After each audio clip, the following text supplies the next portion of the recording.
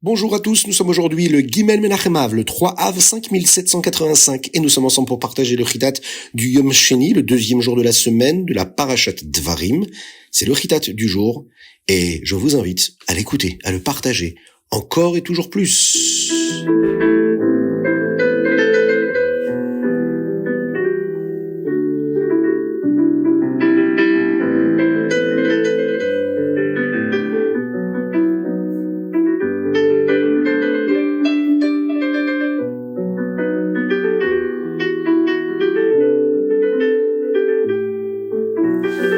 Et nous allons démarrer avec le Chumash. Dans le Chumash aujourd'hui, Moshe Rabbeinu passe en revue les mitzvot qu'il a donnés au Béné Israël à travers les différents Chumashim et rappelle aux Juifs ce qui s'est passé lors du Midbar, lors du désert, afin de les préparer à entrer en Eretz Israël et de s'assurer qu'ils ne commettent pas du tout les mêmes erreurs. Aujourd'hui, Moshe Rabbeinu rappelle aux Juifs comment il a instauré les juges pour les aider à agir correctement et à se souvenir des nations qui les ont empêchés de traverser leur terre. Mais tout d'abord, parlons des shoftim, des juges. Lorsque Moshe Rabbeinu a évoqué l'idée d'avoir plus de juges, il aurait dû dire non, seul Moshe Rabbeinu devrait nous diriger. Les bénis d'Israël auraient dû montrer qu'ils avaient foi en Moshe et qu'ils n'avaient pas besoin d'autres juges.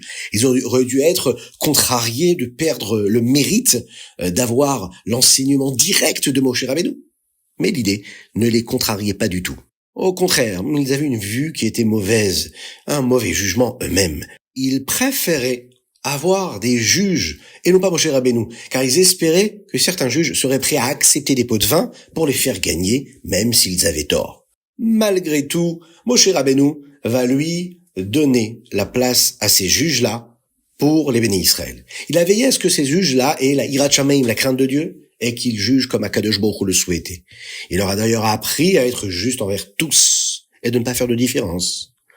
Ensuite, dans le Chumash du jour, Moshe Rabbeinu raconte aux Béné Israël comment ils ont voyagé davantage. Ils se sont tellement rapprochés d'Eretz Israël, mais au même moment, les nations du monde ne les ont pas laissés traverser leur pays. Malgré tout, Moshe Rabbeinu dit aux Béné Israël de ne pas s'inquiéter. Quand le moment serait venu d'entrer en Eretz Israël, Hachem ilachem lachem ve'atem tacharishun, c'est Hachem qui allait combattre pour le Ham Israël, et eux allaient pouvoir y entrer sans délai.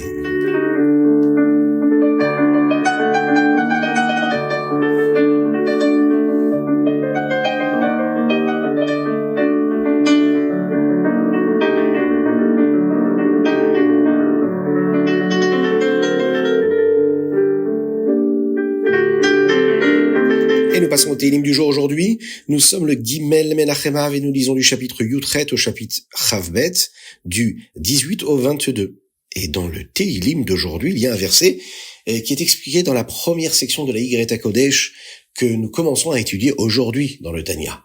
Dans le chapitre Yutet, il y a un verset qui parle de la Torah. Torah Hashem Temima Meshivat Nafesh. La Torah de Dieu est complète. Elle procure une sensation de bien-être à la Neshama. Le Rabbi Shimon Zalman utilise ce verset-là pour montrer pourquoi il était si heureux d'apprendre que les Chassidim apprenaient le chasse de Mishnah et de Gemara en entier à de nombreux endroits au cours de l'année. Lorsque la Torah est complète, c'est-à-dire qu'elle est étudiée dans son intégralité, c'est-à-dire tout étudié, c'est-à-dire tout le chasse de Gemara, tout le chasse de Mishnah, alors à ce moment-là, la Neshama vit cette intégralité-là. La Neshama, elle est heureuse. Les Chassidim ont toujours ce minhag-là, cette coutume-là d'apprendre le chasse en entier sur une année. On appelle ça Chalukat HaShas. C'est-à-dire que chaque Chassid étudie une Gemara au cours de l'année, à partir du Yutet qui se lève, afin qu'ensemble nous terminons l'apprentissage complet du chasse dans cette union-là. Quelle est la Masechet que vous étudiez, si vous êtes un adulte, et si vous êtes un enfant, quelle est la Masechet que votre papa est en train d'étudier? Ça, c'est une bonne question à se poser. N'hésitez pas. C'est aussi la raison pour laquelle nous faisons un siyum lors d'une Masechet. C'est-à-dire qu'on conclut la Masechet. Et cela, ça apporte beaucoup de joie. Et nous avons l'habitude, c'est le Rabbi de Lubavitch qui nous l'a demandé, de le faire pendant les 9 jours. Terminer une section de la Torah nous apporte de la simcha, de la joie. Et nous devons trouver les moyens d'augmenter la joie qui est autorisée pendant les 9 jours. La joie de la Torah, c'est une joie qui est permise. Simcha poretzet geder. La simcha peut changer la façon dont les choses se passent habituellement et nous devons essayer, chacun, avec les possibilités qu'il a pour amener de la joie dans son existence et dans son environnement. La simcha, la joie peut changer la façon dont les choses se passent et chacun doit mettre en œuvre tout ce qu'il peut pendant ces jours de tristesse afin qu'ils deviennent des jours de joie avec celle de la construction du 3e Beth Amikdash.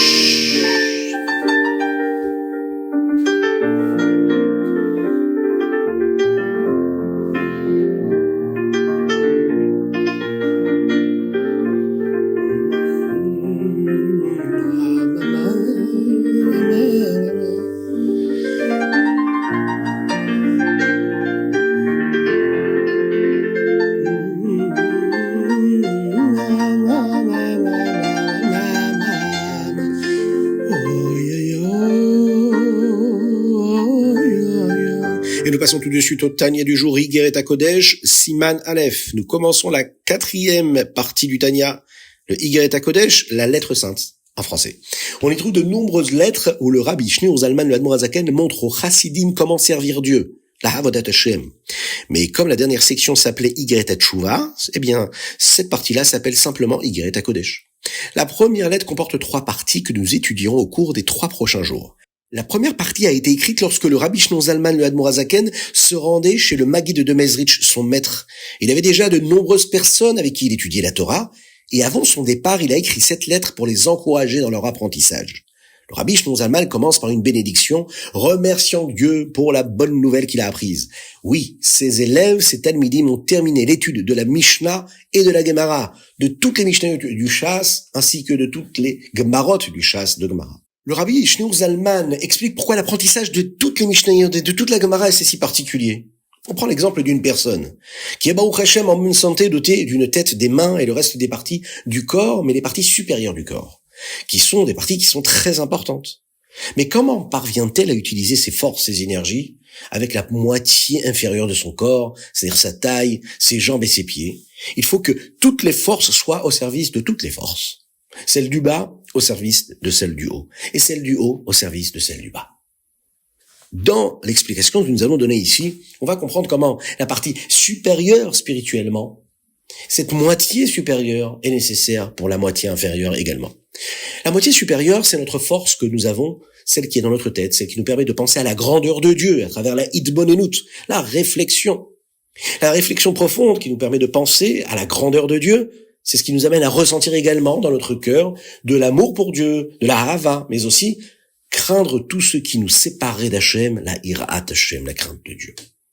Nous avons aussi besoin de la moitié inférieure. C'est elle qui va rendre tout cela possible.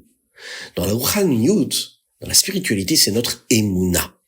Ce n'est que lorsque nous avons la Emouna en Dieu que nous pouvons avoir de la réflexion pour Dieu et commencer à ressentir de la hava, de l'amour et de la crainte. La Emouna, c'est le socle, c'est ce qui nous permet de développer tout le reste.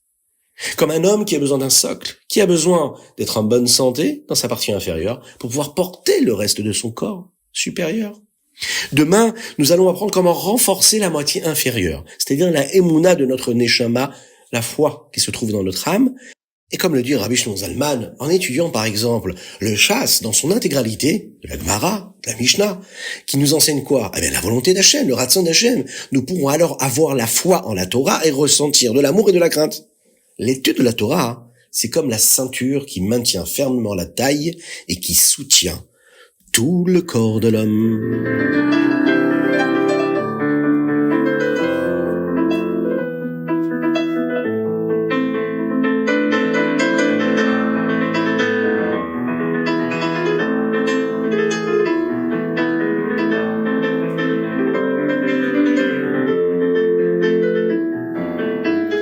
Passons au Hayom Yom. Aujourd'hui, nous sommes le Gimel Menachem Av. Pendant les 9 jours, nous pensons à la tristesse que les Béné Israël, que le Ham Israël, le peuple juif, a vécu quand il était dans un état de galoute, d'exil.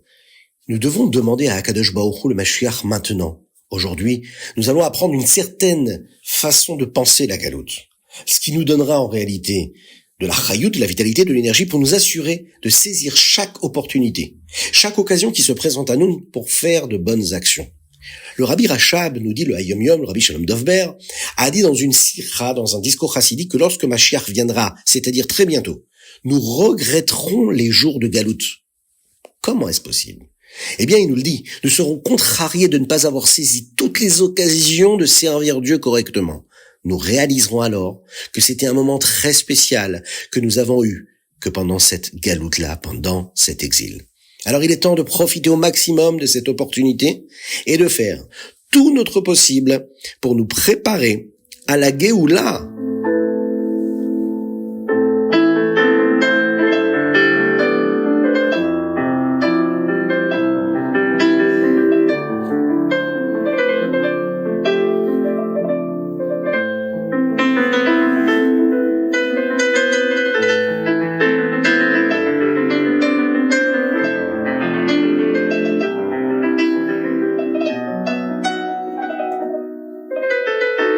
Rambam Ilchot Beit Abechira. Nous parlons des clés Hamikdash.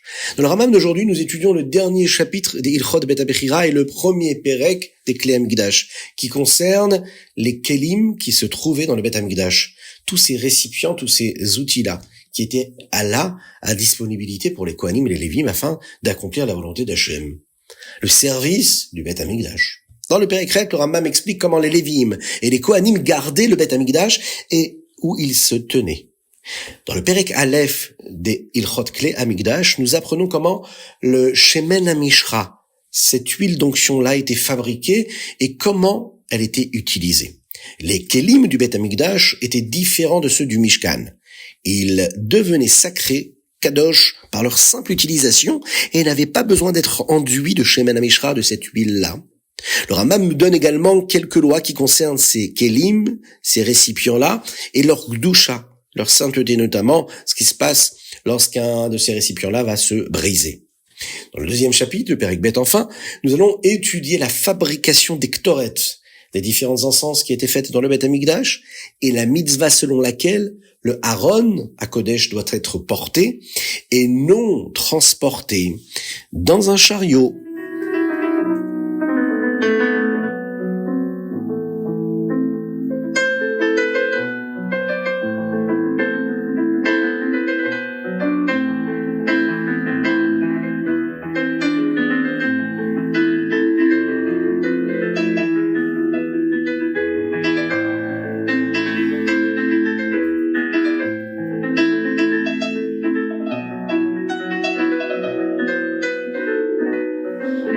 Et nous allons conclure notre chitat avec une étude sur la Géoula et le Mashiach. Pourquoi Mashiach est-il appelé David Amelech, David Malka Beshicha? Le prophète Yecheskel a dit dans sa névoie que tous les bénis d'Israël seraient à nouveau réunis sous un seul roi à la venue de Mashiach. Pendant de nombreuses générations, depuis l'avènement de Shlomo Amelech, les Juifs ont été divisés en deux royaumes distincts. Mais lorsque Mashiach viendra, nous serons à nouveau tous gouvernés par un seul roi.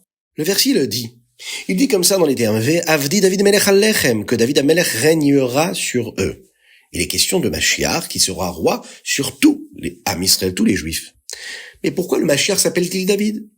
Le rabbi Yosef Yitzhak, le précédent rabbi, explique dans un Mahamar que le nom David est un nom de bitoul et d'humilité, d'abnégation. On le voit dans les Teilim où David Amelech, bien qu'il fût roi, se qualifie lui-même de pauvre. Il dit Ani ve'evion.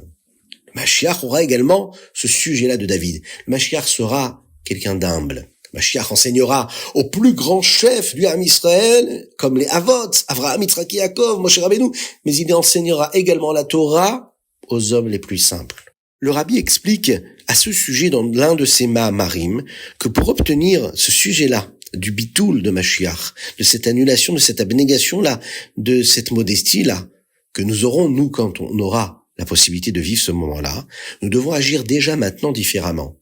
Tout ce qui se produira à sa venue découle de ce que nous faisons maintenant, aujourd'hui, pendant cette galoute-là que nous vivons. Comment y parvenir? En diffusant la Torah, en diffusant la Chassidut avec humilité. Le faire parce qu'on doit le faire.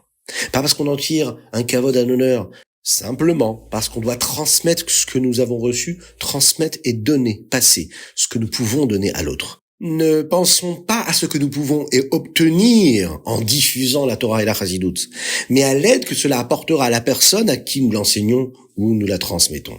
Être humble de cette manière nous permettra de mériter le Mashiach très rapidement et avec beaucoup de modestie.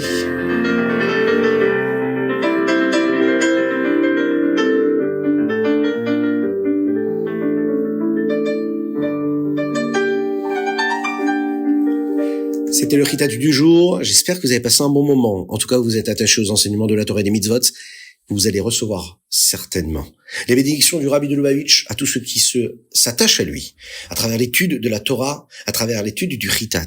Continuez à le diffuser, à le partager avec vos amis. Inscrivez-vous, soutenez, prenez un abonnement pour que vous puissiez vous recevoir le Ritat, mais aussi tant et tant de juifs francophones à travers le monde. Que Dieu vous bénisse et qu'il vous protège, qu'il vous inonde de bonté, de grâce et de miséricorde, avec la venue de Mashiach, très rapidement, avec une bonne santé, pour nos frères en Eretz Israël et en particulier une pensée pour ces Chayalim-là qui ont donné leur vie aujourd'hui encore en Eretz Israël pour que nous puissions, Be'ezrat Hashem, vivre en paix et en sérénité. À bientôt.